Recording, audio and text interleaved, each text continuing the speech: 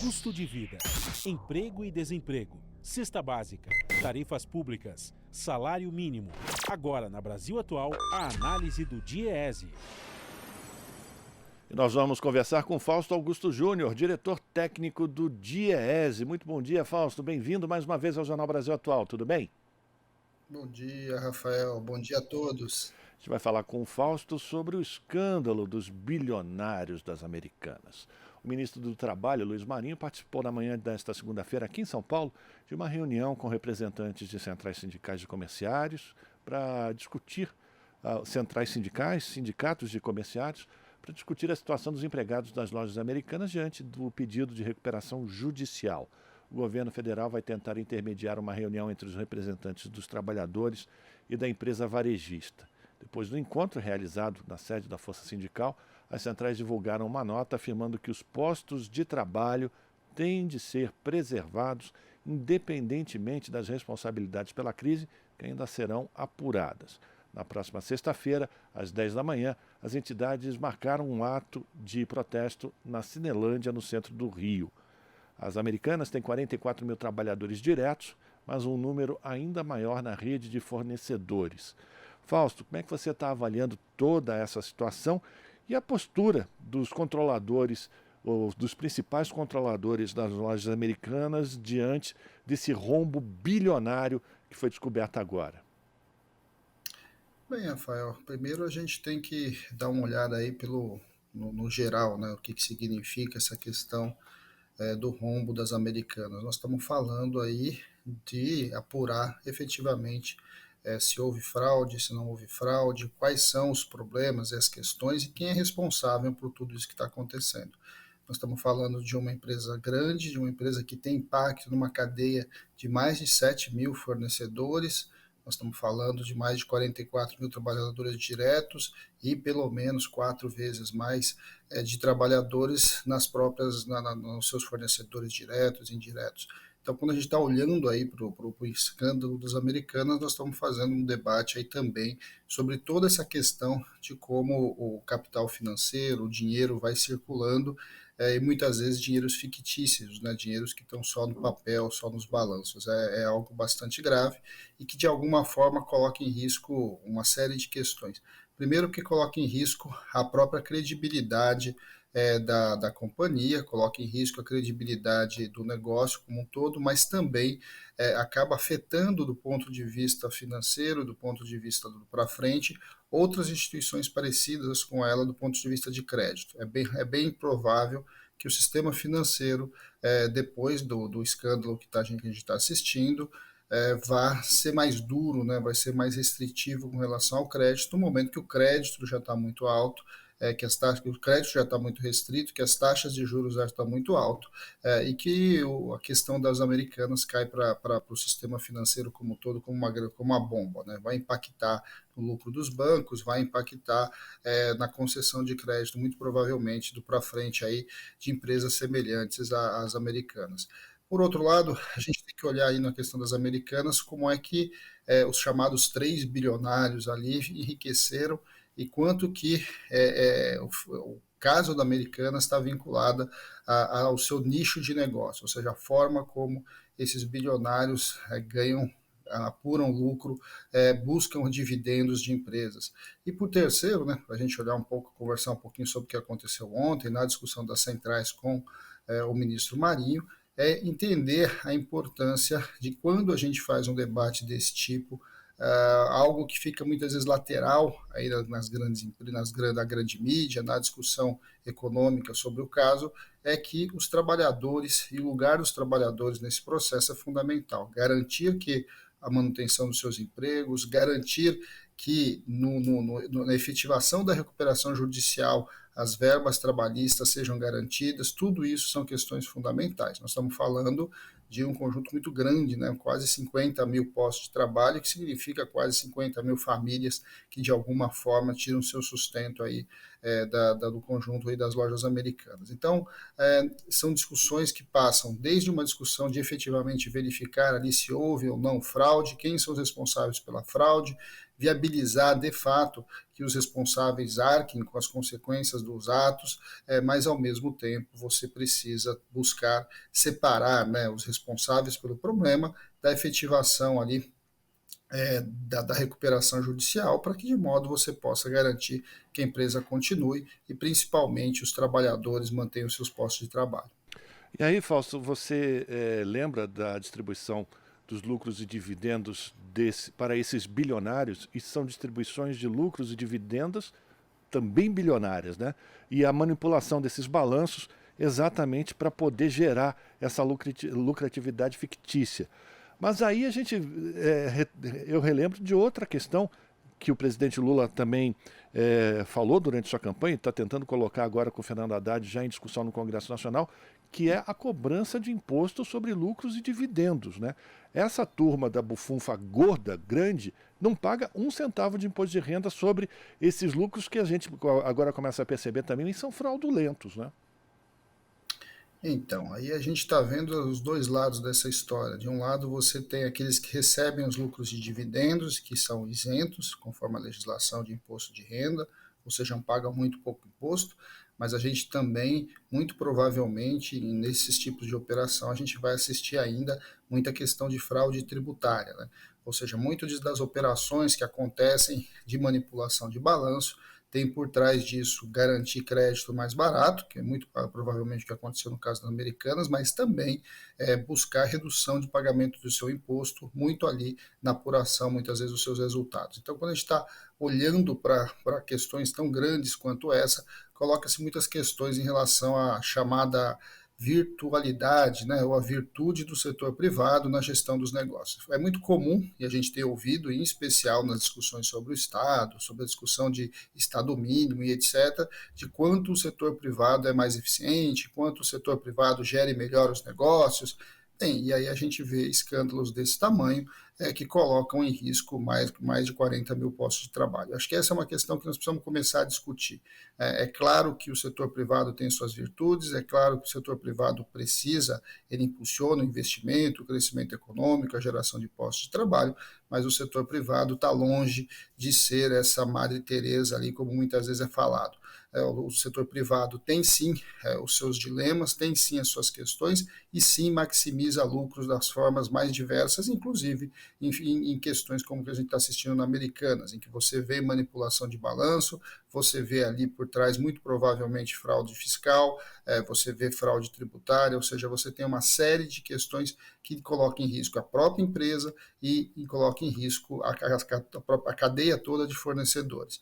É importante que a gente comece, a partir desse fenômeno da Americanas, um olhar um pouco mais cuidadoso sobre essa questão da financiarização, a forma como essas empresas operam o balanço e como a rede, inclusive, desses dilemas são colocados. Vamos lembrar que o balanço da Americanas foi um balanço auditado por uma empresa grande, uma empresa de renome internacional, e que mesmo assim essas fraudes aconteceram, né? Ou seja, essas manipulações aconteceram. Isso são questões a serem observadas, tem que ser investigado, a CVM precisa olhar para isso. A questão do mercado de ações brasileira, no mercado de capitais, entra ali, apresenta para a gente bastante dificuldades, coloca em questão muitas coisas, em especial para o pequeno investidor, que de uma hora para outra pode ter perdido boa parte das suas reservas numa operação muitas vezes ilegal. Então, nós temos que olhar para tudo isso. O caso da Americanas, ele é sui generis, ele é um caso que precisa ser identificado, os responsáveis precisam ser responsabilizados e, ao mesmo tempo, é importante que se aprenda com isso. E, ao mesmo tempo, de novo, temos que fazer o debate, né? Muitas vezes a gente viu essa discussão recentemente com relação ao poder público e etc., e a gente vai vendo que o poder privado também, apesar de todos os seus controles ou ditos controles, possibilitou questões como a que a gente está assistindo no caso da Americanas.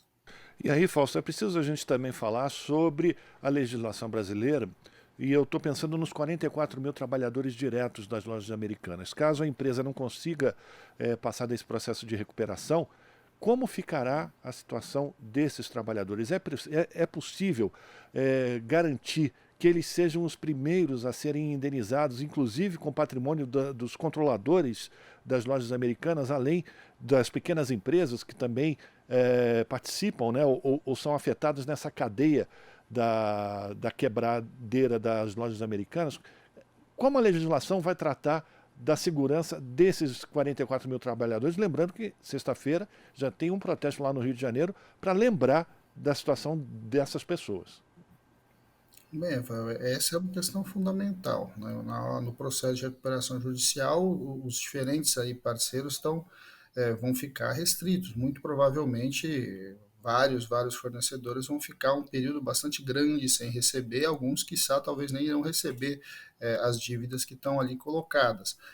O problema é que nós temos devedores diversos, nós temos grandes devedores, que se fala muito dos grandes bancos, mas quando você vai olhar para a cadeia, você tem empresas médias, empresas pequenas, que muitas vezes a dívida da Americanas com ela é maior até do que o seu capital disponível. Então, essa é uma questão muito grave, porque, de um lado, a gente está falando muito do papel dos bancos, quantos bancos ali estão envolvidos e inclusive estão indo à justiça contra Americanas, mas você tem um conjunto de fornecedores pequenos, e esses fornecedores da qual a Americanas que são credores da Americanas, muitas vezes a dívida que tem, o não pagamento, pode significar o encerramento dessas empresas. Essas são coisas que não estão sendo faladas, e esses trabalhadores também vão ser muito atingidos, né? Tem empresas de eletroeletrônico, tem empresas de coisas até muito simples, né, como embalagens e etc., que estão na cadeia de fornecedores. E precisar do emprego desses trabalhadores também é fundamental.